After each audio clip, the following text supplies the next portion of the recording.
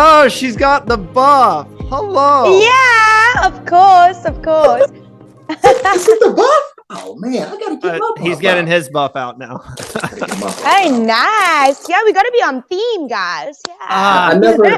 I have buffs, but I haven't been able to play the game yet. So I'm waiting to get that moment of having my own buff. That's okay. I like your background. It looks like my old home, on Sunshine Coast. Thank you. So for you, Shayna, I'm gonna put on the buff. I'm gonna put the buff on. Yeah. Put the buff on. I'm gonna put my buff on. I usually never put my buff on, but for you, I'm gonna put on season 41, my season. There we go. We've spoken to your fellow castaways. We talked to Tevin, just got done with Tevin, just got done with Seamus as well. I think you look the most comfortable out of the three. Like the three of you peeking that jacket. The jacket looks comfortable. Thank you. So actually it's winter in South Africa and I hate the cold. So the sun has now gone down, so I had to put on something warm. I got this in the UK. I realized shopping in the UK is the most fun ever because they just have such amazing deals on clothes. I got this for £17. Oh, wow. And I got another jacket, the one that you saw on Survivor. It's essentially a sleeping bag. Hey, whatever you need to do, right, to make it comfortable a little bit. And it was that one, this one, and my other one that I got, which was like a leather jacket, all £17. Couldn't believe it. They've given me so many amazing That is wares. Insane. That jacket was £17. I couldn't believe it. There's a shop called TK Maxx, which has got all the brands for like really discount prices. You don't get that stuff in South Africa. I was going mad.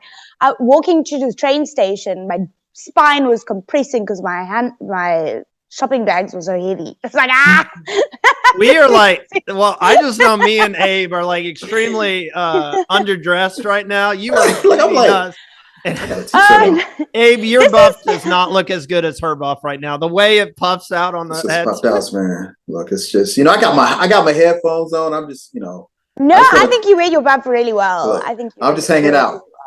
I'm doing the international connection of Survivor from one coast to the next. And it's 100 degrees here, so it's a little too hot for it. That is hot. That's well, really hot. I know everyone is eager to talk about the game and listen about the game and everything. So, Shona, I just have to say, your personality in the game, you were one of the few people I'm like, I know Shona is exactly like this in real life, like super positive. You seem like you would be someone, and I truly mean this, someone who would be super fun to hang with, because I felt like you always had a smile on your face. And the first thing I want to ask is, when you were arriving back into the game, looking at your fellow Untitled tribe members, who stood out to you? Who were you kind of looking at and being like, okay, I got to get with them early on in this game?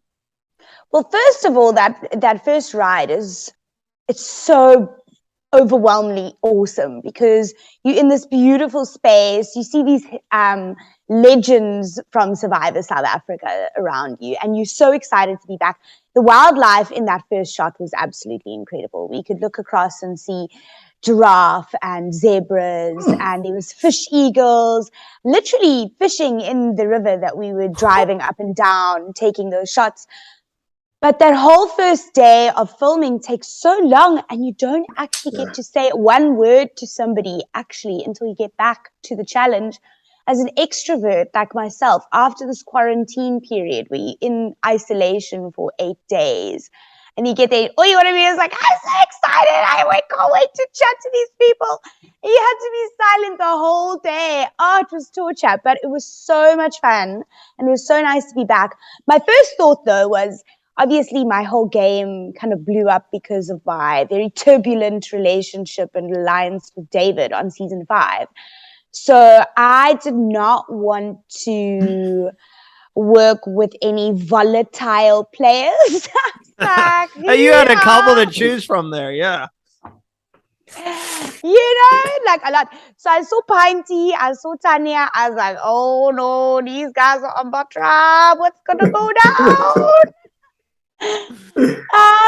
Because also for some reason these like kind of like really like big kind of explosive players I think I'm a very empathetic person. So I end up like, working with them somehow. I'm like, no, don't do this. So I was worried about that. And I tried not to be working with too many volatile players this time. Next to me on the boat was Dino. He was somebody that I'd connected with outside of the game from the last reunion show that he put together, which I thought was a really nice thing, like to put together a whole reunion show for your season. So that spoke volumes to me about his character, and like we chatted a little bit, like, so I felt like he was quite a good person to be on my tribe. Then I saw Phil from my season, and I wasn't sure about Phil. I was like, It's not the first time we've heard that. A lot of people are like unsure about Phil. Yeah. Phil is a difficult guy to read, I'll tell you this, because I came in and I was like, if Phil is in this game, I'm not trusting him, because he already, turned on me in season 5. So I know he's not trustworthy. And then he's so sweet this season. He's so funny. He's like a dad now. I'm like, Phil, he's like grown up. Shouldn't have. I'm like, should have listened to my initial intuition about Phil. Anyways. Now, Shona, I gotta ask you, when you got that call to say you were coming back, how did it feel? Oh, man, it's a dream come true, right? Like, just to play Survivor once is amazing, but everyone who plays is left with regrets from how they played if they didn't win. So you're like, I need to go back. I need to go back. I need to prove myself. I need to do this differently. I want to do this. And you think about it a lot and a lot and a lot, because every time you watch it, you're like, I wish I could do this. Or I would do this. No. Like you are as a viewer on from the show, you put yourself in that situation and you want to play, because it's a game that you want to play and you can imagine yourself in, and it's so changing all the time. And I mean, the truth is, this game is hella hard, even for it to me. It's literally, it's so hard. You always seemed like you were so upbeat and energetic when you were playing, like. And I know there's a factor of not having food. I know it's a factor of exhaustion. Don't tell Shona that. I didn't notice Shona having any difficulties. You were like, hey, no, I'm good. My day is good. How are you doing today? How's it going? I was like, she has a lot of energy. I do. I have, it's one of my natural skills. I'm like an energizer bunny. I've just got a lot of natural energy. And it really did help actually this time, especially in our first tribe, which was, we all pulled our weights. We all did a lot. I contributed a lot to the camp living, which you didn't really see so much, because obviously there's only so much time for the edits. But right. I was very, very proactive in terms of building the shelter. I'd gone and I'd learned all these different types of knots to tie. So I knew all these like really cool camping knots to tie shelters, which made our shelter really strong. I was out catching mussels to eat so that we were fed every single day, shucking those mussels. It was a lot of hard work to actually do the surviving. And I really, really pulled my weight in a lot of those spaces, which earned me a lot of respect and good relationships within the tribe, as well as it's fun. Like, I enjoy the part of living off the land. I always describe it to people. People are like, how's Survivor? I was like, it's kind of like living like a homeless person. In the middle of the woods? Yeah. You just have what you have. You sleep on the floor. You eat off the land. Like, but it's interesting because it brings us back to our innate survival instincts, and can we actually do it? And my energy in that space, and then to go into challenges where I'm not really, you saw the people I was up against, like athletes, physical gods and goddesses, like looking freaking toned as anything. Here I'm 8 years later, like No, I remember the stake. You was like, I'm an athlete. You told him. You was like, hey, I'm an athlete. Don't count me out, because Pinky was in tribal council trying to count you out. Yeah. So I really put my heart and soul into everything that I did, and I was trying to like get the best mindset as well, like. And I wanted to downplay myself sometimes, like when I came back and, I was injured and everything. I was like, yeah, no, I'm fine. I'm not that sore. But I was like, before we get to that challenge, because I have a lot to say about that challenge. You inadvertently kind of got mixed up in the whole Tanya and Pinty thing that was going back at the Untitled tribe when Tanya overheard the conversation going on. And we talked to Tanya about this, but she told you how she felt. But then when you tried to explain your side of things, she's like, nope, I don't want to hear it. It's already done and stuff. So I'm curious what was going to end up happening there if Tanya just lets you get your point, your words out, and what happened with that whole situation. So, I love Tanya. I went to go and stay with her in Paternoster after this. She's got a heart of gold. She's a really intelligent woman, and she's got a lot of passion in her, which is, when provoked, comes out like that. Yeah. But Pinty was 100% in the wrong, but Tanya let it get to her so much that she spiraled out of control. And she was very difficult to have a rational conversation with because she would never let anyone get their point across. She would have her say so much that you couldn't interject a word, and then it would be done. The conversation would be over and she would leave. I wasn't really wanting to come to Survivor to fight with people. It's not really my style. It makes great TV. People love it. People are like, oh my God. But it's not really my style. I like peace and love, happiness. Well, that's the good thing I've heard from everyone I've talked to. Like Tanya has said that Pinty's already reached out to her. Like they talk, they're fine with each other. You're saying, no bad blood between you and Tanya and stuff like that. It seems like you guys that's what I love about it. What happens in the game, it stays in the game. Let's move past it. And it seems like all of you guys are still friends and everything from this experience. Absolutely. I mean, this is what comes with the wisdom of playing for a second time, right? So you have this beautiful experience the first time, which, for every single one of us on this show, it did not go how we wanted it to the last time. But the thing that you are left with is the relationships with the people who've done it with you, and also from other seasons, because it is such a unique experience that everybody wants so bad.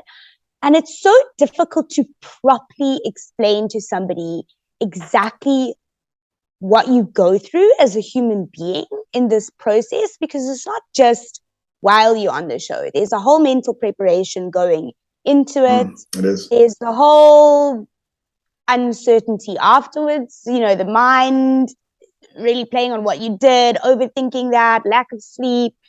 Then you see yourself on TV. That's a whole other experience. Sometimes you're happy, sometimes you're cringing. So it changes you as a human being. And the duration of while you're on the show, it's kind of like you're living a different reality while still on planet Earth. And that is very rare to be in. It's almost essentially like a computer game, like on the beach. Like, I don't know. It's like, it's something completely, and it's not normal that the relationships you have with people, they just really bond you. And even though you're different, even though you didn't see eye to eye in the game, the relationships which you get afterwards. And we like a cookie family. I love it. I absolutely love it. I love the diversity in the casting of Survivor. I love that if we had to all be seated at a restaurant and not be on the Survivor family, I mean, just because we're different, we probably wouldn't even chat to each other or whatever. But because we've been through this, we're like, hey, my friends, forever. We go stay over with each other. We go jolling. You get to know each other's families. It's amazing. It's really, really amazing. I truly can understand. I was out at a cattle ranch in June with one of our castmates, just hanging out on the ranch in the middle of nowhere. I was like, any other time, I'm from the city. I'm not about being in ranch life, but Survivor does bring, and you have a special thing because you have 2 seasons of Castaways as your Survivor family. Looking back on it, who would you want to play with in the other tribe? considering that some of y'all I put on different tribes from previous seasons? So I really wanted to play with Palesa. I was quite excited that we actually had landed up on the same tribe. She's smart. She's really smart. She's savvy. She can read people. She's got like no bullshit about her. And she's extremely, extremely strong-minded, which makes her physically a strong player and strategically a strong player. And she's just fun and funny, and she's great to hang around. I watched her on her season and I was like, I like this girl. She's smart, she's wise, she's reading people. I'd love to play on her side. And almost got that chance, really almost got that chance. We'll be friends, going forward. So I feel, I wish it could have been lived out a little bit longer. But I was looking forward to playing with her. I was looking forward to playing with Meryl as well. She seemed really nice. We actually connected a little bit, I thought, on before the thing, but then I saw she said I was annoying, so maybe that was no. Well, no, but you know what? I believe this happens a lot, actually. There are a lot of people that my first impression of them, because I'm this big energy and I'm so laughing, people don't really take me that seriously at first. They're like, whoa, I feel you so much. And then they get to know me and then they're like, Shona is great, because I'm consistently like that. And they're just like, oh, it doesn't end, actually. Like the super energetic, sorry to interrupt. I just wanted to add on to that, because I'm one of those super energetic, outgoing, we are alive, life is positive, stuff like that, people. And when you come across people like that, they're just like, how can you be that happy all the time? And so I feel exactly what you're saying right now. Like, I understand what you're saying. Yeah, people first think it's disingenuous because they're like, it must be a show. Well, in fact, I've recently learned the opposite, actually, through this experience. So I think everyone is happy all the time, because why wouldn't you be? Life is great. Life is great. It's all your choice, And I think my default is to trust everybody. And I realized through this that not everybody is trustworthy. Not everybody thinks the same as you. I learned not everything thinks the same as you a while ago. But the trusting thing, believe it or not, has only recently sunk in. And well, you definitely show great energy the whole time. I like when you said, hey, so what was your strategy when you had an option to go with either tribe? You were the odd person out, and you were like, man, I don't know about those folks over there. Because I'm kind of going back to Phil, like, I can't trust Phil. Well, at this stage, I thought I could trust Phil, actually. So here's the thing. I was in an alliance with Dino and Phil. They were like my two main people that I would go to in the show. I really felt like I could trust them. So at this stage, I was like, nah, Phil's chilled. He's a dad. Like, he's going. He didn't seem to be playing much of a game. I was like, Phil, like, let's try some strategy, He was very chilled a lot of the time. So I thought, Phil, he's great. And he said to me right in the beginning, oh, it's so good to have you back, so happy to play together. So I fell into that trap 100%. And I do think that he was being somewhat genuine about it. But I think that Phil, unless you've really had a moment that solidifies you together, he could wish or wash either way. So I think I put too much trust and faith in Phil. But when I saw the two tribes, I thought, okay, there's a clear cut numbers differentiation. But my two alliance members are going to be in massive trouble if I don't go there, because they are so on the outs. So if I go there, I can help them. We can flip somebody. We can make a plan. This is Survivor. Everything is adaptable. You can always make a plan. And I believed we could. I'd already hidden that fake immunity idol. So we did that. There's a few other things that we could do. So I thought we could definitely make this work. And when we pull it off, it'll be seen as a very big move. And I can add that to my resume at the end when you've got your final speech and you're trying to convince people why you should be voted as a winner, because people underestimate me a lot of the time. And I didn't want them to think that I was a coaster or that I was playing other people's games, which is also why when Seamus wanted to vote off Dino, I was like, I could go along with that, but I'm aligned to Dino and I'm aligned to Shayna. So I needed to choose which alliance meant the most to me in my game and which was the best move for my game. And it wasn't to vote off Dino. I didn't believe that at all. And I thought if I did, I would be playing into Seamus's game. So I needed to make my own path and my own story. And I felt that by choosing the old Yuntao, that I would, be able to make a big move. I passed it off like, I felt at the bottom of that other tribe and, so that I could see if there was cracks where I could work with and people would think I'm not much of a threat because still pre-merge. I'm always going to be the biggest threat pre-merge. After merge, people will be like, she's not a threat for individual immunity. But then I would have built the CV and I would be playing a very good social game, but I wouldn't be coming across as a threat in the physical challenges, probably not. So that was kind of my overall strategy and my reasoning behind that. It was harder that I was taken out of the game and I couldn't have that bonding that I wanted to. It did impact there and my ability to strategize in the time. And also, once you're injured, people are like, well, you're not really going to be contributing much to a challenge. I did want to get to the whole mud challenge, but I do have to say really fast before that, it's funny you bring up Phil because I honestly feel that at this very moment, we should be speaking with Dante and you should still be to us in the game because it was one of the most shocking moments of the season for me. And I was like, holy cow, they pulled this off. They actually did it. When it came down to that final vote, I was counting the votes and everything. And I'm like, they just got Dante out of this game when they didn't have the numbers. And then the second I saw your name, it kind of hit me. I know you had to be super shocked. I was like, wait, what happened here? And then just to see Phil vote for you, I am so excited to talk to him later this season about this because it still does not make any sense to me whatsoever. So what were you feeling in that moment? How shocked were you? I was pissed off. I would be. I was raving mad. I was like, what are you motherfuckers? I would have outed Phil. I don't know. I put my life on the line to come and save you guys and give you the numbers. You've turned your back on me. You filthy friend. Now, I was pissed off. And I was like, what is Phil doing? Dante is a threat. Are you saying Shona's not a threat, Abraham? No. But I'm more undercover. I mean, everybody plays the game of Survivor in a manner that's going to get them to move forward.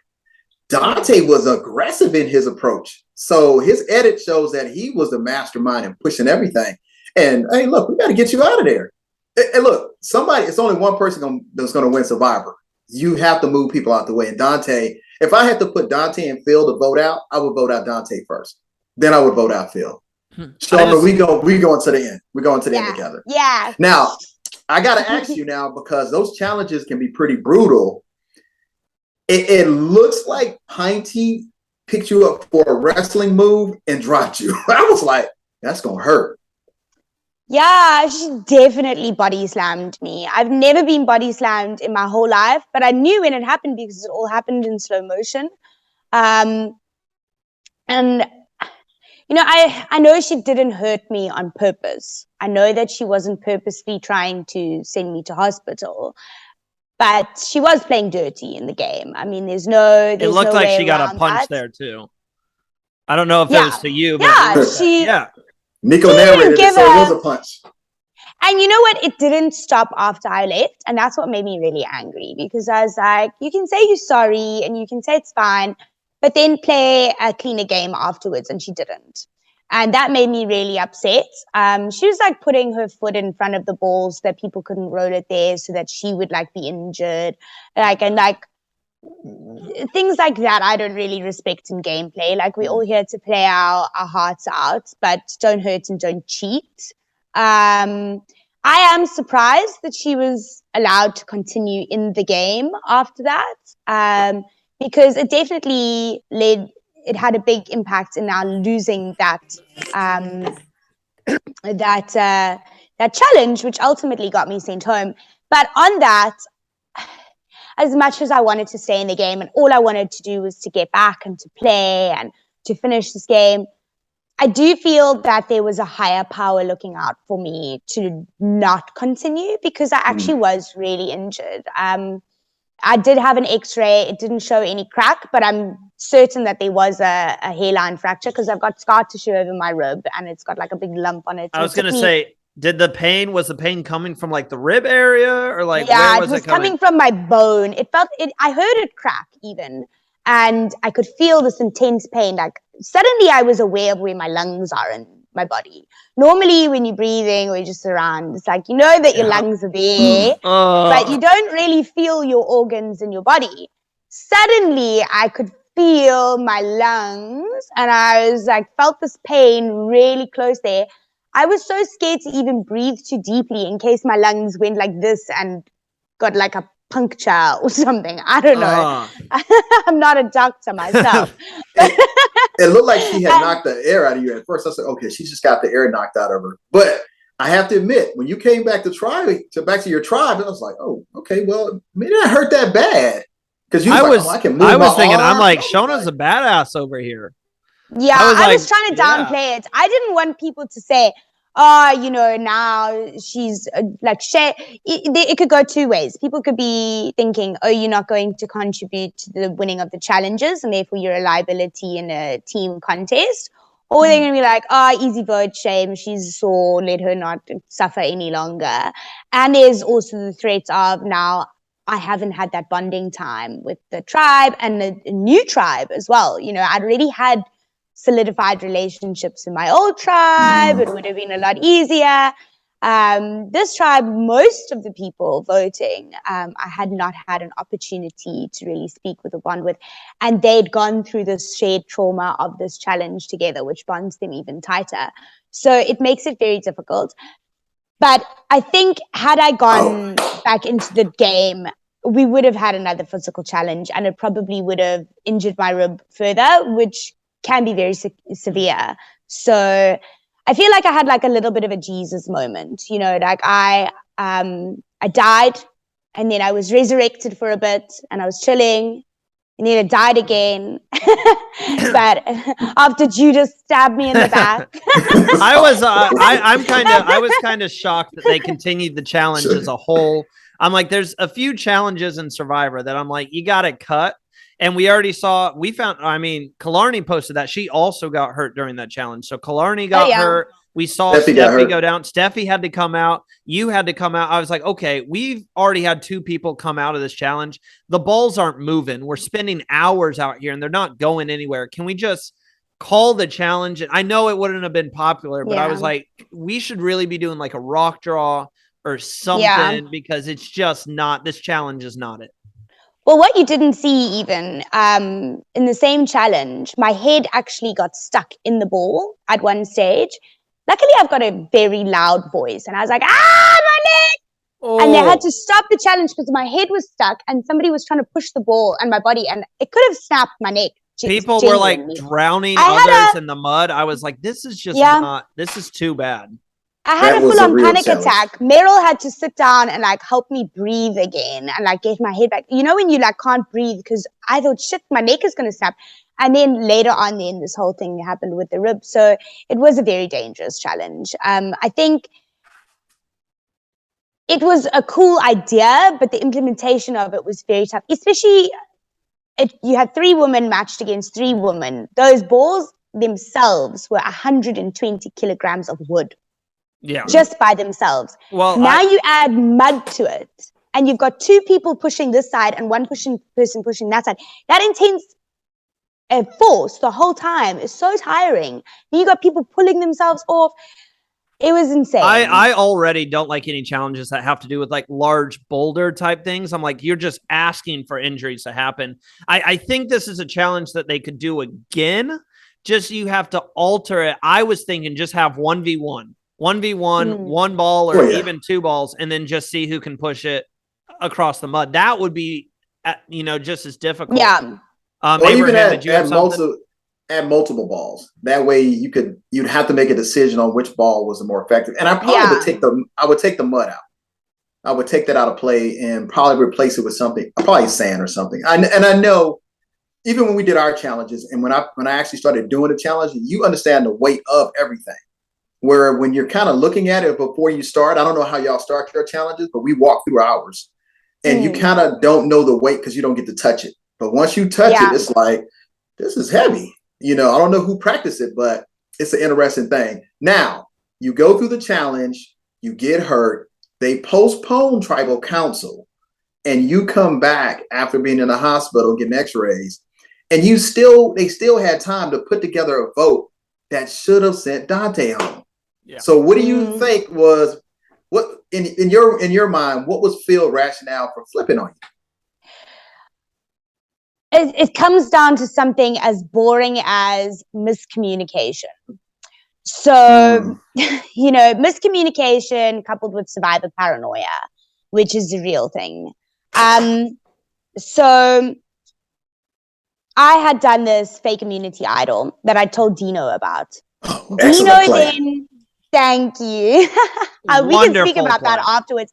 I actually, I learned macrame just to learn how to make beautiful things out of rope so that I could make fake immunity idols. I wanted to churn them out like a factory. It was a great idol, and I am praying. I told Seamus the same thing, even though he stole your thunder a little bit. Like, you already did that. I hit it in tribal. I'm praying that someone finds one of those this season and like, ooh, I found an idol. I'm going to play it. I think it would be amazing. An amazing callback, too, to earlier in the season. I was disappointed that I didn't do it myself because I was like, my shining moment of No, I was like, she's going to grab it. Anyways, I to be like, I had to pause it and go back. It's like, did she just put something up under there? Wait a minute. I have to pause it and replay it. I'm sorry. Go ahead. That's great. No, I was very chuffed with the outcome of that. But Dino had told Phil, which first of all, I'm like, Dino, you can't be telling people my secrets, but this is Survivor, so that happened. And then he told Phil that I was going to play it. And then he told me, don't play it because we've got this strategy and we can keep the idol for another time and we don't need theatrics this time. So don't play it, stick to the plan, stick to the plan, stick to the plan. But he forgot to tell Phil that things have changed and I'm not going to play the idol. And I'm sitting there thinking, I really want to play this idol, but I'm going to listen to the plan and I'm going to stick to it. And then unbeknownst to me that it freaked Phil out and he thought something's going on and decided to save himself. So yeah, that's what I think is like because my intuition was telling me to do it. Like there's so many things that I think were probably looking out for me not going forward in this in terms of my actual health, even though I really wanted to be in it. And your ego, takes a big knock when you don't do the thing that you wanted to do. Like I spent hours making this damn thing. Like it looked really cool. I couldn't wait to fool everyone and have the most realistic fake idol in Survivor, But Look, that was a good idea. Before we get to our final couple of questions here for you, I did want to know, have you and Pinty spoken since the accident? I know Pinty on the island said she didn't intend for anything to happen. Have you guys spoke since then? Yeah. Honestly, I have no bad blood with anybody. We've met up. We've already filmed the reunion show and everything. And so we saw everybody there.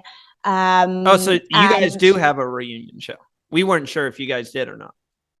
Yeah, so there will be a reunion show. I'm probably not allowed to say more than that. Hey, look, I know how you feel. I know how you feel. But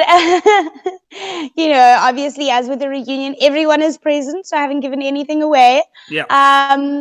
And yeah, so I've seen the whole cast. Everyone gets on fine. Things outside of the game are always fine. We got together as well in Cape Town for some drinks not so long ago. We've got some people in common. She messaged me. She's like, hey, seen this person. Like, we good. We have no problems. I also don't want people to be hating on her. She's, it's very hard to see yourself on TV, especially not in a flattering light, and especially when there's lessons to learn and self-growth to be had, and that comes at a hard cost. It's not nice when other people are throwing hate at you or giving their opinion where they don't have a full story and they don't understand. We've all been through trauma in our lives, through normal life, through old survivor experiences, through whatever. And it brings out the worst in you sometimes. You haven't been eating. It is a competition at the end of the day.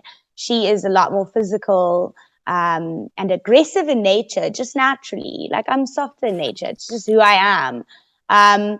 It doesn't define whether you're good or bad as a person. And I think that Pinty has a very good heart. I think that she just has some lessons to learn from this. Couldn't agree more. I, and as do most people. Couldn't agree more. Abraham, do you have anything else before we get to our final couple of questions here? You know what? I tell everybody, congratulations on being on Survivor again. And it was a great watching you and being on the show and getting a chance to see how, Survivor South Africa basically does it. So who knows? Hopefully one day they'll bring all three of the different shows together and have a season where we get to all play in. But I love the theme of your season, giving everybody a chance I'm going to text our person, Jesse. I'm going to text you and be like, hey, come on, man. Y'all know y'all want to see Abraham again. Congrats. I'm glad you're feeling well. It's nothing. I know nobody wants to be taken out of the game for being hurt. And she wasn't. She fought back. She didn't fight back against Phil. A big thing for you entering this game is you said you wanted to be seen as a strong player. You wanted to shake this. Shona's a weak survivor player and stuff like that. You wanted to be seen as strong. I think you did that perfectly, fighting off your injury and stuff, coming back into the game. But what are you going to take from your survivor experience as a whole? Because you leave the game of Survivor with so much more, regardless of whether you win the money or not, the memories, the friendships. What are you taking away from this whole journey? So for me, it's been a huge experience of personal growth. So I've learned not to be so trusting, not just of other people, but also of myself. Sometimes I have ideas that are not good ideas, and I just go for it. Give it a shot. And it's good to go for your ideas, but not all ideas are good ideas. So it's good to, think things through a little bit, maybe be a little bit more strategic before acting, and relying on my intuition. I've got a very, very strong intuition. So to trust myself when it's my intuition speaking, but to always question myself if it's my ego speaking or something else that's the motivator. So trust has been a big lesson here. Also understanding I think just how I come across to the world. Some things I was like, I don't like how I'm seeing myself. And I know that I've got many more dimensions to what was shown on Survivor, and they've only got so much time. But yeah, I think it's important to know how you portray yourself to the world, doing myself. I think I made some very questionable hair choices. I'm like, why did you do that on TV? I don't think so. I thought you were rocking it. You're very sweet. But, to know your strong sides and to play towards things, that is an important lesson. It's humbled me, but I feel very grateful.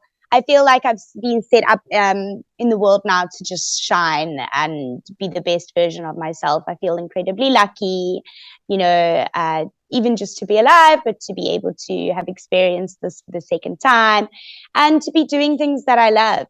Everything is kind of falling in place for me since the show, and yeah, it's great. Do you have any of you posted on Instagram earlier, your snack? You got any pineapple left over? Oh my gosh. So no, I tried that all earlier.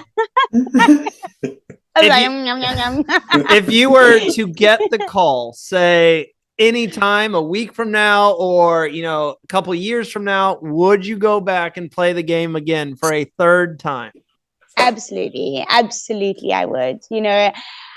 It's not done until you've won. I feel you need to actually make it to the end. You need to crack the game. I want to crack this game. I've learned a lot about it now. I've got a new boyfriend, and he's very, very wise. Probably the wisest person ever. And he's teaching me philosophy, and we're playing Risk together. And I feel like there's like all these other dimensions that could impact a game like Survivor so much more. The way that you think, the way that you strategize, the way that people are, understanding people's behavior. So I think I could go into the game a lot stronger in the future, having learned again the hard way. And I think I could do very well in it. Everyone always says, how do you think I'll do in Survivor? Like, everyone thinks they're going to do well, even me. And then I go back and I'm actually terrible at Survivor. Thought I was going to kill it. But I was gonna win. Would you play with your boyfriend, or do you think leave that at home? I would love to play with him, honestly. To have somebody that I could actually trust, have my back in the game, that genuinely loves me, that would be amazing. Me and Randy are coming to play in South Africa. Oh, are you going to come and play Battle of the Bush? Is that? We will. We'll go do it. No, you must. So there's this very cool. It's kind of like a microwave version of Survivor called Battle of the Bush, and it's hosted by a super fan called Bill, and he does it for the school that he set up in Potchefstroom to raise money for them. And it's old Survivor players. So it was old South African players versus old US players versus Survivor super fans from South Africa and Survivor super fans from America. And it was absolutely intense. It was such a cool way for Americans to see South Africa and for super fans to play the game with actual Survivor contestants, and for Survivor contestants to get some sort of redemption as well and play a game again and see how they would fare another time. And it's actually harder than the real Survivor because it's a lot quicker of a game. So you don't have as much time to strategize or to adapt. So you've got to be very adaptable, highly emotional. My word, the amount of times you bawl your eyes out crying because you voted out this person or that person or whatever is insane. But it's really well worth it. So yeah, check it out. It's gonna write that down. Battle of the Bush. All right. Battle of the Bush. Yeah. I love it. In fact, I'm gonna show you something quite cool. You'll like this. Hold on, give me a second. Okay.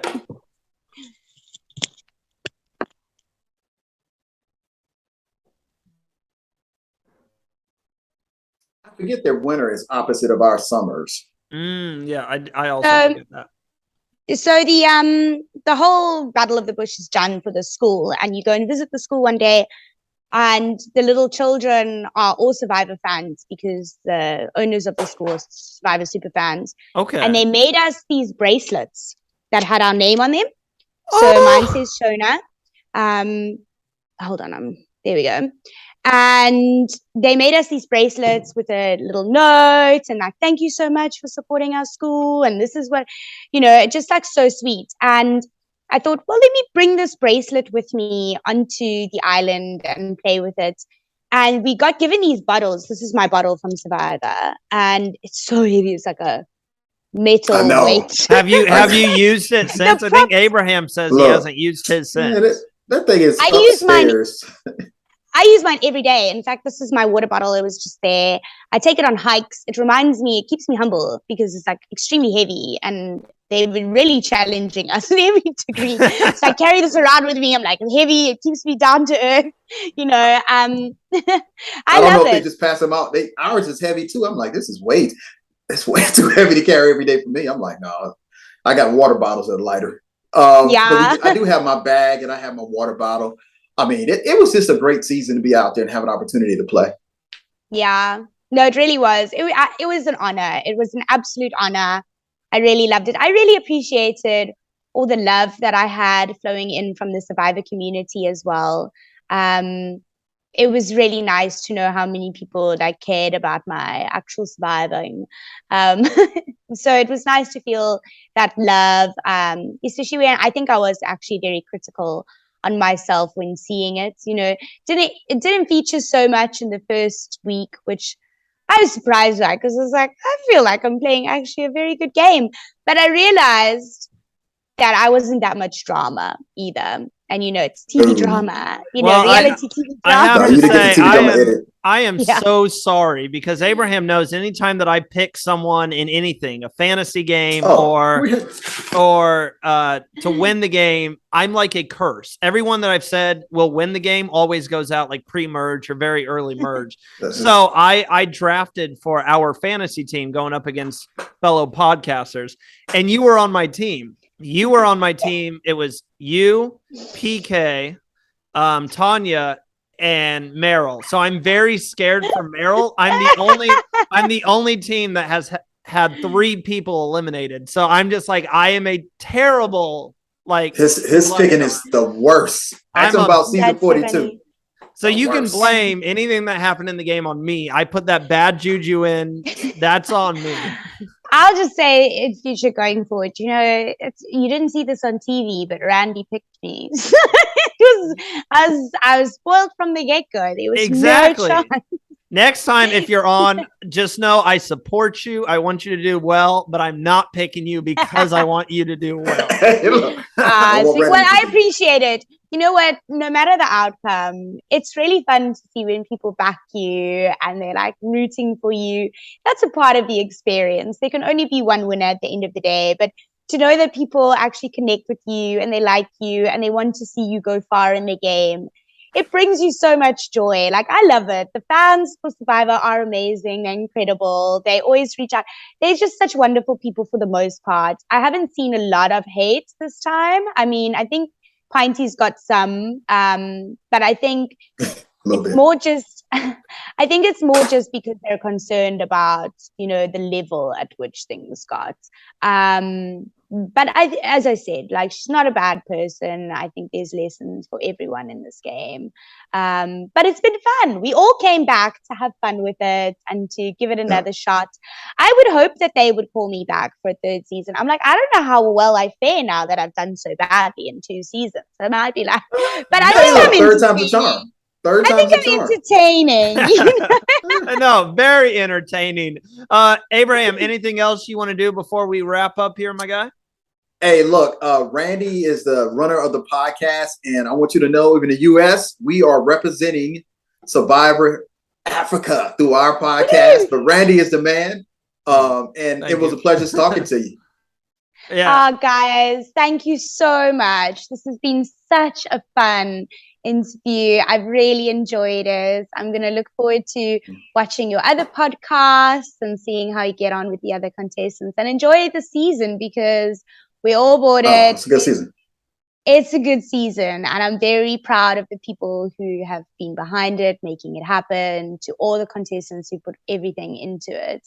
But we appreciate the platforms to be able to speak about it and explain ourselves, because everyone's sitting going, why didn't they show this? Why did they? We're super you just excited. Want to be heard. You just want to be heard. We're super excited to watch the rest of it. And I got to say, first off, thank you so much. I mean, you guys taking time out of your busy schedules to come on to the show and just talk with us and stuff. We can't say how much we appreciate it.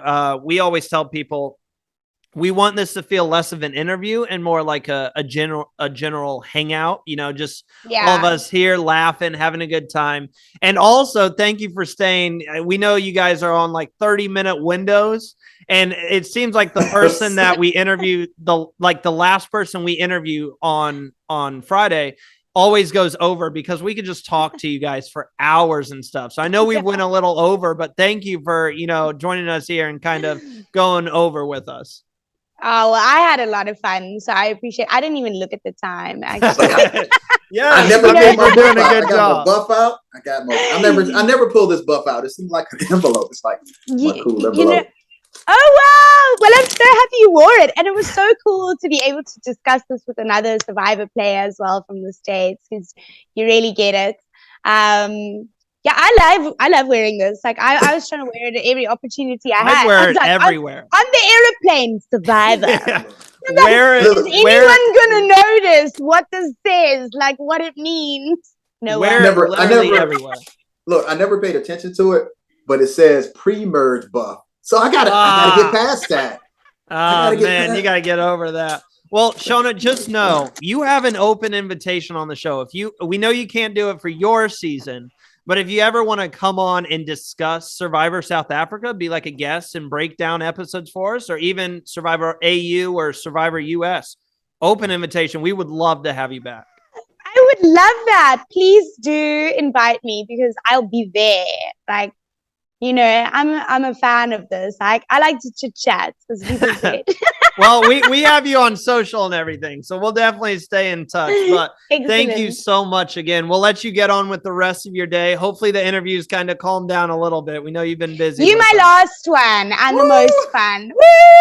That's what we're usually like. We're usually the last interview, so everyone's willing. They're like, "Oh, we can keep talking," because they're like, "We're done after this." So I had to have a nap before. You've caught me off of a 2-hour nap. And you're still re-energized, super energetic and stuff. Well, thank you again, and we look forward to chatting again soon with you. Thanks, guys. Enjoy your day. Thanks. Bye. Lovely to meet you. Bye. You too.